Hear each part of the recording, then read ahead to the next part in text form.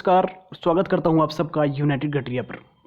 दोस्तों, यूपी में विधानसभा के चुनाव चल रहे हैं और 2 चरण के चुनाव हो चुके हैं। तीसरे चरण का चुनाव होने वाला है।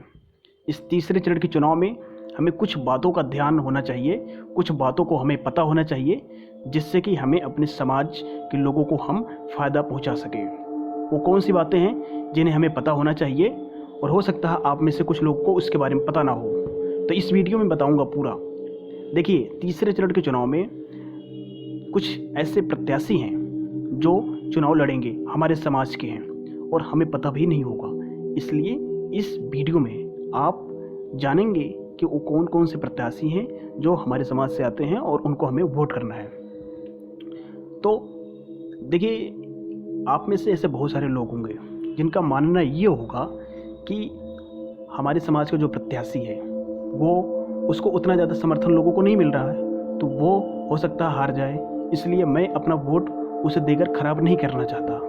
तो देखिए, आप अपना वोट ख़राब नहीं करोगे। आप अगर अपने समाज के लोग को वोट दोगे तो उससे होगा ये कि उस प्रत्याशी का मनोबल बढ़ेगा और आने वाले वर्षों में वो फिर से चुनाव लड़ेगा और उसको विभिन्न समाज के लोगों का भी उसको समर्थन मिलेगा और वो जीत जाएगा। इसलिए आप अपने समाज के लोग को ही अपना वोट दीजिए। वोट और सपोर्ट अपने कम्युनिटी को ही करिए। बस अब की बार हम 22 में 22 विधायक का जो हमारा स्लोगन है, इसको हम पूरा करने का सपना जो देख रहे हैं वो आप सब के सहयोग के बिना नहीं हो सकता। तो चलिए, बिना देर किए तीसरे चरण के चुनाव में अपने समाज के ऐसे कौन से प्रत्याशी हैं जिन्हें हमें वोट करना है, उसके बारे में जान लेते हैं। सबसे पहला नाम एसपी सिंह बघेल साहब का है। एसपी सिंह बघेल साहब मैनपुरी की करहल से चुनाव लड़ रहे हैं और इनके खिलाफ अखिलेश यादव हैं। और अब तक आप सबको पता चल गया होगा कि बघेल साहब ने अखिलेश यादव को किस प्रकार की टक्कर दी हुई है। भाई साहब, अखिलेश यादव की हालत ख़राब हो गई है।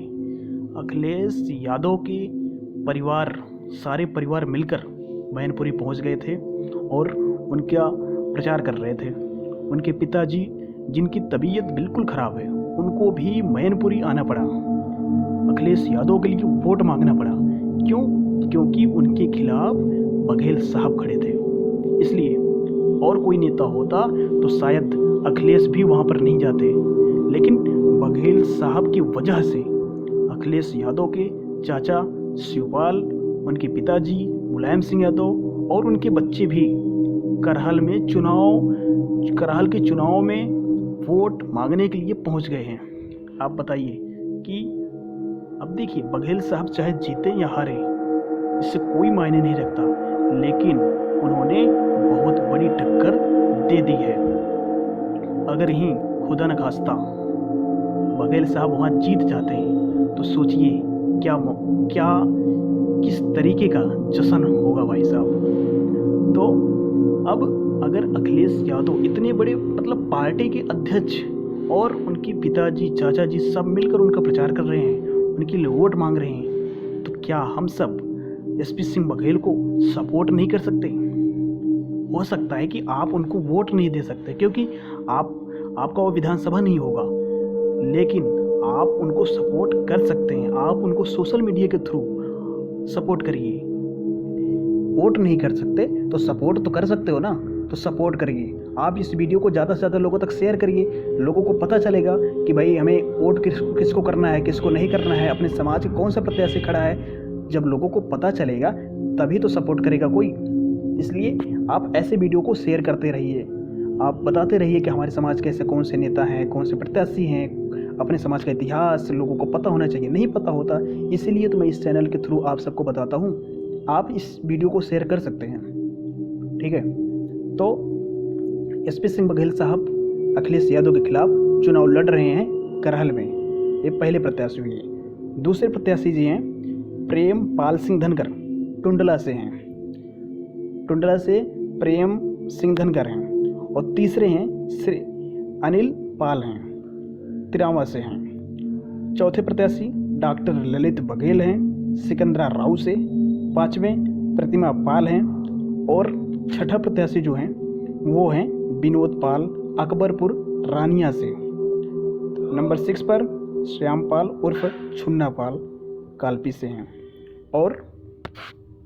और 7वां नाम अजीत पाल का है, जो कानपुर के सिकंदरा विधानसभा से चुनाव लड़ रहे हैं और ये भाजपा प्रत्याशी हैं। और यही कानपुर के सिकंदरा विधानसभा से ही शुभम पाल भी हैं, जो निर्दलीय चुनाव लड़ रहे हैं। निर्दलीय क्यों लड़ रहे हैं? देखिए, भाजपा ने शुभम पाल के जगह पर अजीत पाल को टिकट दे दिया, तो शुभम पाल ने ये निर्णय लिया कि ये निर्दलीय चुनाव लड़ेंगे। अब सवाल ये उठता है कि हमें किसको वोट करना है, शुभम पाल को या कि फिर अजीत पाल को। देखिए, हमें अब प्रायोरिटी उस प्रत्याशी को देना है जिनकी जीतने की संभावना सबसे ज़्यादा हो। अगर अजीत पाल शुभम पाल से ज़्यादा आगे हों, उनकी जीतने की चांसेस ज़्यादा है, प्रोबेबिलिटी ज़्यादा है, तो हमें अजीत पाल को वोट करना है। और भाजपा को ये विश्वास दिलाना है कि उन्होंने अजीत पाल को जो टिकट दिया है वो सार्थक है। हम सब अजीत पाल को वोट करेंगे।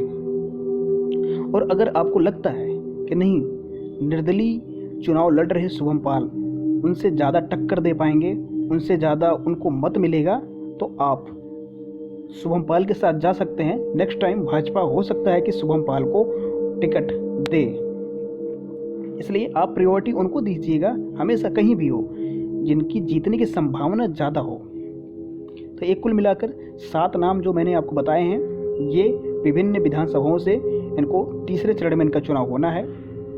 आप सबसे मेरी विनती है कि आप इन्हें सपोर्ट करिए। इस वीडियो के लास्ट में मैं एक बार आप सबसे फिर से कहना चाहूँगा कि आप अपने समाज के प्रत्याशी को अपना वोट दीजिए। आपका दिया हुआ यह एक वोट बेकार नहीं जाएगा। आपकी यह एक वोट उनको बताएगा कि समाज सोया नहीं है, जगह है। तो इसके साथ मैं अपनी बात ख़त्म करता हूँ।